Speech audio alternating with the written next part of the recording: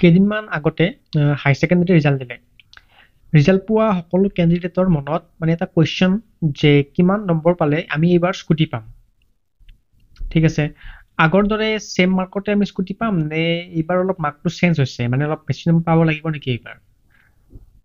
আমি আজি এইটো ভিডিঅ'ত মানে আপোনালোকৰ লগত দুটা কণ্ডিশ্যনৰ মানে কণ্ডিশ্যন ডিছকাছ কৰিম, দুটা চৰ্টত ডিছকাছ কৰিম, মানে যি দুটা কণ্ডিশ্যন ফুলফিল হ'লেহে আপুনি এইবাৰ স্কুটি পাব।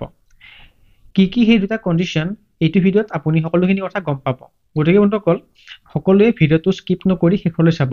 ভিডিঅ'টো ষ্টাৰ্ট কৰাৰ আগতে যিসকলে আজি ফাৰ্ষ্ট টাইম আমাৰ চেনেল ভিজিট কৰিছে তেওঁলোকে আমাৰ চেনেলটো ছাবস্ক্ৰাইব কৰিব, লগতে ভিডিঅ'টো লাইক কৰিব। লগতে বন্ধুসকল এনেকুৱা ধৰণৰ এডুকেশ্যন ৰিলেটেড ভিডিঅ'সমূহ ভৱিষ্যতেও পাই থাকিবৰ কাৰণে আমাৰ চেনেলটো ছাবস্ক্ৰাইব কৰাৰ লগতে কাষতে থকা বেল আইকনটো প্ৰেছ কৰি দিব। এইটো 2024 চনৰ এটা নিউজ হয় য'ত লিখা আছে যে অহা বছৰৰ পৰা, ইয়াত অহা বছৰ মানে কি কৈছে 2025 চনৰ কথাটো কৈছে। ঠিক আছে, এইটো 2024 চনৰ নিউজ হয়। ঠিক আছে, আপোনালোকে ভাবি নল'ব যে 2026 চনটো ইয়াত অহা বছৰ বুজাইছে, এইটো 2024 চনৰ নিউজ হয়। ঠিক আছে, ইয়াত কৈছে যে অহা বছৰৰ পৰা উচ্চতৰ মাধ্যমিক পৰীক্ষাত কেৱল 80% বা ততোধিক নম্বৰ লাভ কৰা ছাত্ৰ ছাত্ৰীসকলেহে এই আঁচনিৰ অধীনত স্কুটাৰ প্ৰদান কৰা হ'ব। মানে যিসকলে 80% পাব বা তাতকৈ বেছি পাব তেওঁলোককহে স্কুটি প্ৰদান কৰা হ'ব বুলি 2024 চনত অলৰেডি কৈছে। আৰু মই আকৌ একবাৰ আপোনালোকক ক'ম যে এই যিটো মই লাইন পঢ়িলোঁ এইটো কি হয় লাষ্ট ইয়াৰৰ নিউজ, কিন্তু এইটো 2025 চনৰ পৰা কাৰ্যকৰী হোৱাৰ বহুত বেছি চান্স আছে। লগতে মই বন্ধুসকল আপোনালোকক আমাৰ যিখন অসমৰ বাজেট তাত থকা এটা লাইনো পঢ়ি মানে দিম যে ইয়াতো কৈছে যে 262 মানে 262 নম্বৰ পইণ্টত ইয়াত মানে স্পষ্টকৈ এইটো মেনশ্যন কৰা আছে যে যিসকল কেণ্ডিডেটে 80% বা তাতকৈ বেছি নম্বৰ পাব হাই ছেকেণ্ডাৰী এক্সামিনেশ্যনত তেওঁলোকেহে এই যিটো ডক্টৰ বাণীকান্ত এৱাৰ্ড আছে অৰ্থাৎ স্কুটি পাব, সেইটো পাব বুলি কৈছে।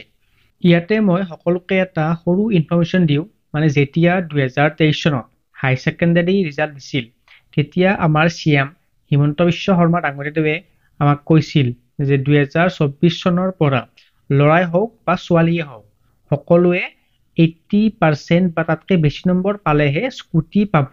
কিন্তু বন্ধুসকল আমি দেখিবলৈ পালো যে 2024 চনতো আগৰ দৰে মানে কি কৈছো মই ইয়াতে যে ছোৱালীয়ে 60% আৰু ল'ৰাই 75% মাৰ্ক পালে স্কুটি পাইছে।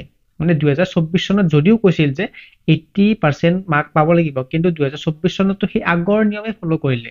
ঠিক তেনেদৰে হয়তো 2025 চনতো আগৰ দৰেই স্কুটি মানে প্ৰদান কৰিব, মানে ছোৱালীয়ে 60% আৰু ল'ৰাই 75%।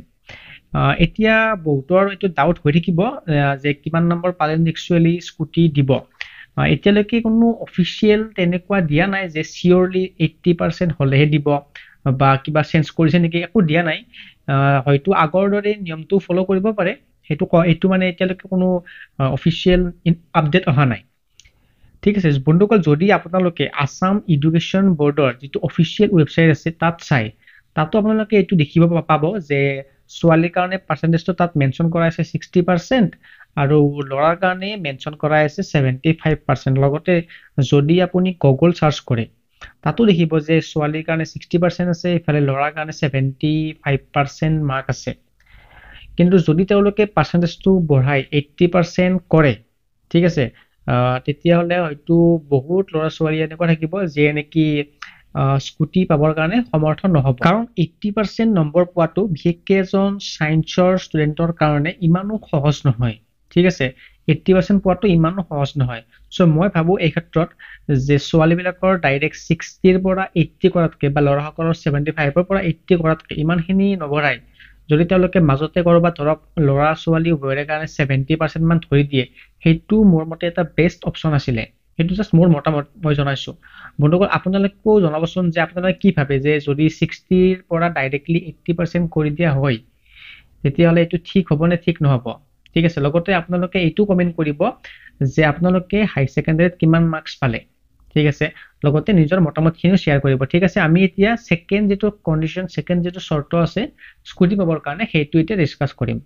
ছেকেণ্ড যিটো চৰ্ত সেইটোত কৈছে যে যদি এজন ষ্টুডেণ্ট হাই ছেকেণ্ডাৰী পাছ কৰাৰ পিছত অসমৰ বাহিৰত পঢ়িবৰ কাৰণে যায় তেতিয়াহ'লে সেইজন কেণ্ডিডেটে এই স্কিমৰ আণ্ডাৰত স্কুটি নাপাব।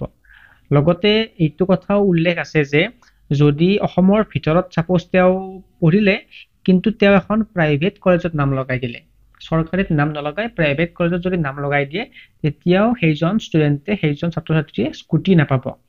লগতে যদি তেওঁ অসমৰ ভিতৰত আছে কিন্তু তেওঁ মানে কোনো ধৰণৰ চৰকাৰী কলেজত নাম লগোৱা নাই, তেওঁ কি কৰিলে তেওঁ এটা কোচিং ল'লে, ছাপোজ তেওঁ নিটৰ কাৰণে কোচিং ল'লে বা তেখেতে কি কৰিলে JEE কাৰণে কোচিং ল'লে, তেতিয়াও তেখেতে স্কুটি নাপাব।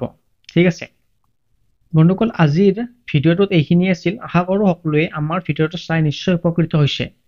ঠিক আছে বন্ধুসকল, লগ পাম নেক্সট ভিডিঅ'ত আৰু এটা ইনফৰ্মেটিভ ভিডিঅ'ৰ সৈতে।